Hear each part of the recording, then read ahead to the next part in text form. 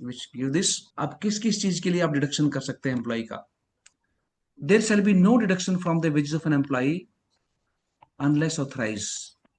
ये जो authorise deduction है सेक्शन 18 में लॉ के, एम्प्लॉयर जो एम्प्लॉय को पे करेगा वो वेजेस, वो इस केस में मतलब अलाउड होंगी। Any payment made by an employ to the employer shall be deemed to be deduction from the wages. Employ ने एम्प्लॉयर को जो पे किया या उसके एजेंट को जो पे किया वो डिडक्शन माना जाएगा। मतलब reverse,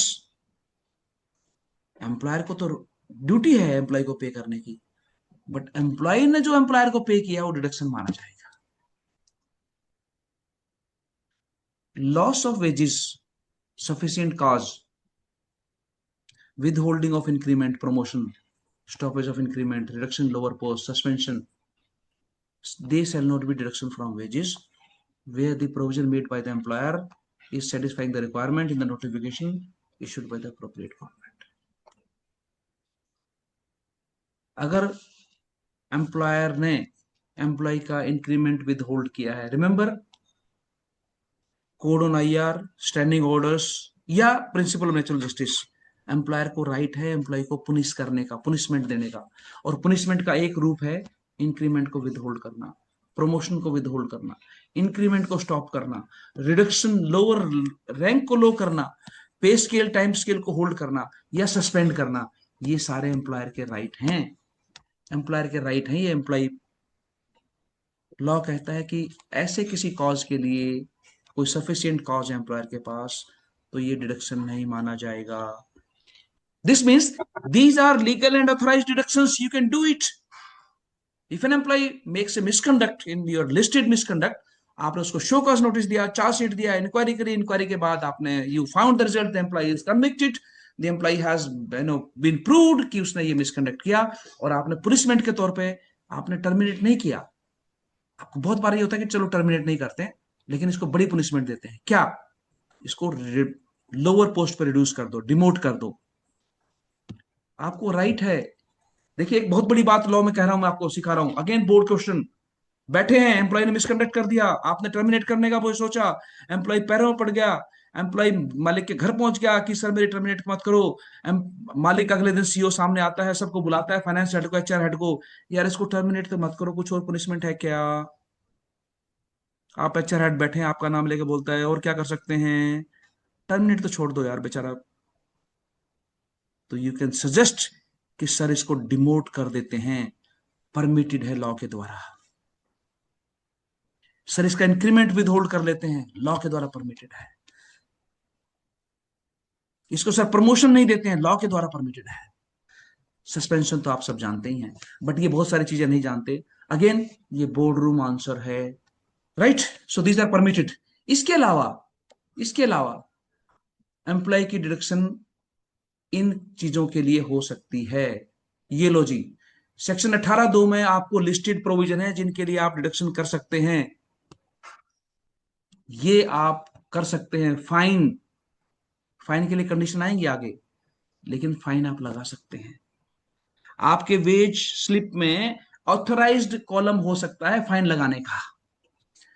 absence from, deduction for absence from duties, ये लो जी, जितने दिन एब्सेंस रहेगा उसका पैसा काटने का आपको लीगल राइट है 18(2) में,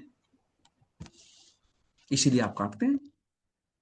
कोई एम्प्लॉय आपका डैमेज और लॉस गुड्स का कर रहा है कस्टडी में, या आपके पैसे को कर रहा है, डैमेज कर रहा है, डायरेक्टली नेग्लेक्ट कर रहा है, वो भी आप डिडक्शन कर सकते हैं, अलाउड है जी।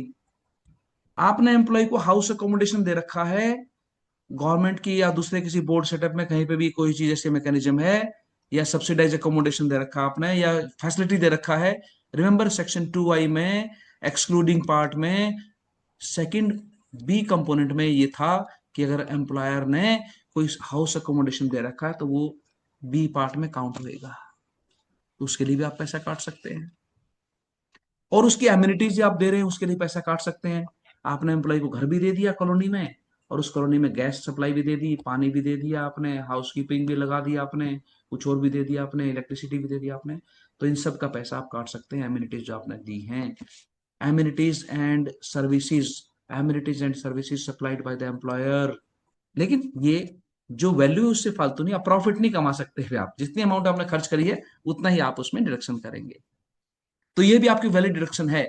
हाउस अकोमोडेशन दिया है, हाउस में फैसिलिटी दी है, आपने कोई एडवांस दिया हुआ है, ट्रैवलिंग अलाउंस के लिए दिया हुआ है, कन्वेंस अलाउंस के लिए दिया हुआ है, advance including the advances for travelling allowance और कन्वेंस अलाउंस, ओवर पेमेंट कर दी थी आपने, ये लो जी, आपने गलती से ओवर पेमेंट कर दी, भूल होगी आपसे, उसके एडजस्टमेंट के लिए आप डिडक्शन कर सकते हैं। तो एडवांस कोई से आप किसी भी टाइप का नेचर आपने दे रखा है एम्प्लॉय को, एडवांस फॉर ट्रैवलिंग कन्वेंस के लिए दे रखा है, इंटरेस्ट दे रखा है आपने, उसके लिए भी आप डिडक्शन कर सकते हैं। वेलफेयर फंड के लिए अप्रोप्रिएट गवर्नमेंट और इंटरेस्ट के लिए भी। अच्छा, लोन पे इंटरेस्ट आप रिकवर कर सकते हैं, डू यू नो? अगर आपने किसी एम्प्लॉय को लोन दे रखा है तो उस लोन का इंटरेस्ट भी आप रिकवर कर सकते हैं। Loan made from any fund constituted for the welfare of labour and the interest in respect there of. Deduction for recovery of loans house building के लिए, या दूसरा गवर्नमेंट कोई अप्रूव करे उस चीज के लिए, वहां पे deduction of income tax, income tax or any other statutory levy levied by the central government, state government, payable by the employee, or deduction on the court or authority competent। तो income tax या स्टेटरी levy, तो जो आपके labour welfare fund हैं या जो professional tax है वो इस कैटेगरी में आ जाएंगे, वो भी आप कर सकते हैं। Deduction for subscription to repayment of advances from social security fund और स्कीम कॉन्स्टिट्यूटेड बाय लॉ, और प्रोविडेंट फंड, और पेंशन फंड, और हेल्थ इंश्योरेंस स्कीम, और the fund known by any other name. Health insurance scheme का भी आप contribution recover कर सकते हैं। हेल्थ इंश्योरेंस स्कीम, और देखिए और लिखा है दोनों तरफ, आपकी कोई कोऑपरेटिव सोसाइटी चल रही है उसका भी डिडक्शन कर सकते हैं। और ये खास बात, ये खास बात, ये मजेदार और गूढ़ रहस्य, deduction made with the return authorisation of the employ. देखिए बाकियों में ये वर्ड नहीं था, return authorisation of the employ word नहीं था बाकियों में, आई रिपीट, बाकी से भी डिडक्शन में ये वर्ड नहीं था। For payment of fees, contribution paid for any membership of trade union, तो ट्रेड यूनियन का पैसा आप एम्प्लॉय के ऑथराइजेशन के बिना नहीं काट सकते। नेताजी ने कह दिया, लिस्ट दे दी तो आप नहीं काट सकते, साइन किए हुए दिखाओ जी। एम्प्लॉय की ऑथराइजेशन कहाँ है कि मेरा चंदा काट लो सैलरी में से, दिखाओ जी। Loss sustained by the railway administration छोड़ दो, डिडक्शन रिकवरी ऑफ लॉसेस और रेलवे एडमिनिस्ट्रेशन छोड़ दीजिए, losses sustained by railway administration ये भी छोड़ दीजिए। Okay, okay with the return authorisation of the employ, ये भी है जी, to contribution to the prime minister's relief fund और any other fund as the central government में by notification specify. Tsunami fund, राष्ट्रपति फंड, प्रधानमंत्री फंड, ये कोष वो कोष में अगर आप कोई पैसा एम्प्लॉय का काटते हैं तो एम्प्लॉय की रिटर्न ऑथराइजेशन होनी चाहिए।